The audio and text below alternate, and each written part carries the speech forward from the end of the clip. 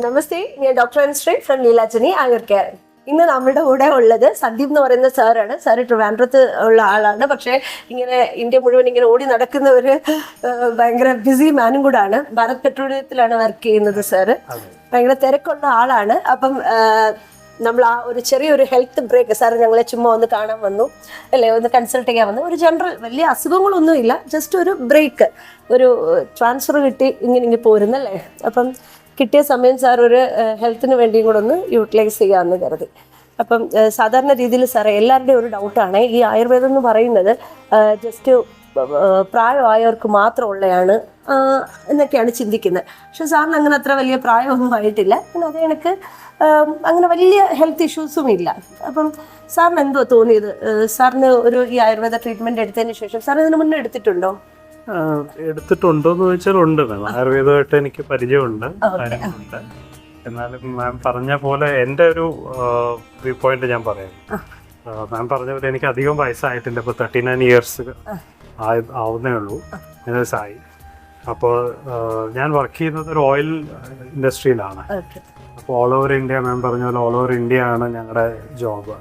അപ്പോൾ ഫ്രീക്വൻറ്റ് ട്രാൻസ്ഫേഴ്സും മൂവ്മെൻറ്റും പല പല എൻവയൺമെൻറ്റിലും പല അതായത് കേരളത്തിൻ്റെ എൻവയൺമെൻറ്റ് പോലെ നല്ലതായിട്ടൊരു എൻവയൺമെൻറ്റ് എല്ലായിടത്തും ഇല്ല. നമ്മൾ ഇന്ത്യ ആയിട്ടടക്കം ക്ലൈമറ്റും എല്ലാം ഫുഡും എല്ലാം ഡിഫറെൻ്റ് ആണ്. അപ്പോൾ അങ്ങനത്തെ ഒരു എൻവയൺമെൻറ്റിലാണ് നമ്മൾ വർക്ക് ചെയ്യുന്നത്. അപ്പോൾ അതുകൊണ്ട് തന്നെ എൻ്റെ ആരോഗ്യസ്ഥിതി പറയണമെങ്കിൽ വളരെ ചേഞ്ച് ആയിട്ടുണ്ടായിരുന്നു. ഞാൻ കേരളത്തിൽ നിന്ന് നമ്മൾ പോകുന്ന ഒരു സ്ഥിതിയിലല്ല ഇപ്പോൾ.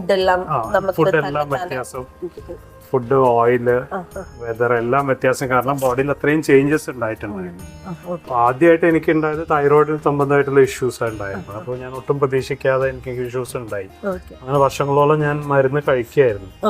ഈവൻ ഫ്രീക്വന്റ് മെഡിക്കൽ ചെക്കപ്സ് ഉണ്ടാവുമ്പോഴും അപ്പോൾ ഇതിൽ വേരിയേഷൻ കാണുമ്പോൾ ഡോസേജ് മാറി അങ്ങനെ കഴിച്ചുകൊണ്ടിരിക്കും.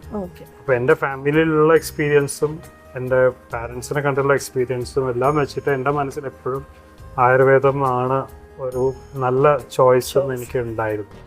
അപ്പോൾ അതിലെപ്പോഴും നമ്മുടെ ഈ സ്പീഡ് ഓഫ് ലൈഫും തിരക്കുകൾ കാരണം നമ്മൾ സമയം മാറ്റിവെച്ച് സ്വന്തം ഹെൽത്ത് നോക്കാതെ കുറേ കൊണ്ടുപോയി. അപ്പോൾ അതുകൊണ്ടുണ്ടായിരുന്ന കുറേ ഡിഫിക്കൽട്ടീസ് ഉണ്ടായി. എക്സസീവ് വെയിറ്റ് ഗെയിൻ പ്രോബ്ലംസ്, അതേപോലെ arthritis related issues, thyroid issues അന്ന് മുതൽ കണ്ടിന്യൂ ചെയ്യാം. അപ്പോൾ അങ്ങനെ ഒരു സ്ഥിതിയിലാണ് ഞാനിപ്പോൾ അടുത്ത നെക്സ്റ്റ് ട്രാൻസ്ഫറിൽ ഞാനിപ്പോൾ പോവുകയാണ്. അപ്പോൾ ട്രിവാൻഡ്രത്ത് ഉണ്ടായിരുന്ന സമയം കഴിഞ്ഞ് അടുത്ത ട്രാൻസ്ഫറിൽ ഞാനിപ്പോൾ ചെന്നൈയിലേക്ക് പോവുകയാണ്. അപ്പോൾ അതിന് മുന്നേ വന്ന് കണ്ട് ഒരു കൺസൾട്ടേഷൻ നടത്തി. അപ്പം ഡോക്ടർ പറഞ്ഞ പോലെ ബ്ലഡ് ടെസ്റ്റ് ഒക്കെ നടത്തുമ്പോൾ പല വേരിയേഷൻസ് അതിൽ കണ്ടു. അപ്പോൾ അതിനുള്ള കാര്യങ്ങൾ ഇപ്പോൾ ഡോക്ടറോട് കണ്ട് ഞാനിപ്പോൾ ട്രീറ്റ്മെൻറ്റ് എടുത്തു. I feel like very improved ആയ ഒരു നല്ലൊരു എക്സ്പീരിയൻസ് ഉണ്ട്. നമ്മളിപ്പോൾ ഒരു 10 ദിവസം ട്രീറ്റ്മെന്റ് എടുക്കുമ്പം അതിന്റെ ഒരു മെയിൻ കാര്യം എന്ന് പറഞ്ഞു കഴിഞ്ഞാൽ സാറേ, നമുക്ക് ഇമ്മീഡിയറ്റ്ലി ഒരു റിസൾട്ട് ആയുർവേദത്തിൽ അങ്ങനെ കിട്ടത്തില്ല. You will definitely get A result. പക്ഷെ അത് പോകെ നമ്മളത് അടുത്തൊരു 10-14 ദിവസം കൂടെ ഒക്കെ കഴിയുമ്പോൾ you will get more improvement. അപ്പോൾ ഈ ഒരു സമയത്ത് സാർ ഹെൽത്തിനെ കുറച്ചുകൂടെ ഒന്ന് ഫോക്കസ് ചെയ്യുക.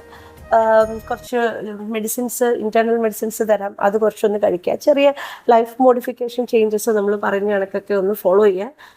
കുറച്ചുകൂടെ നല്ലൊരു റിസൾട്ടും കിട്ടും സാറിന്. ആയുർവേദം ഇഷ്ടമാണല്ലോ അല്ലേ? Okay sir, thank you so much sir. Okay.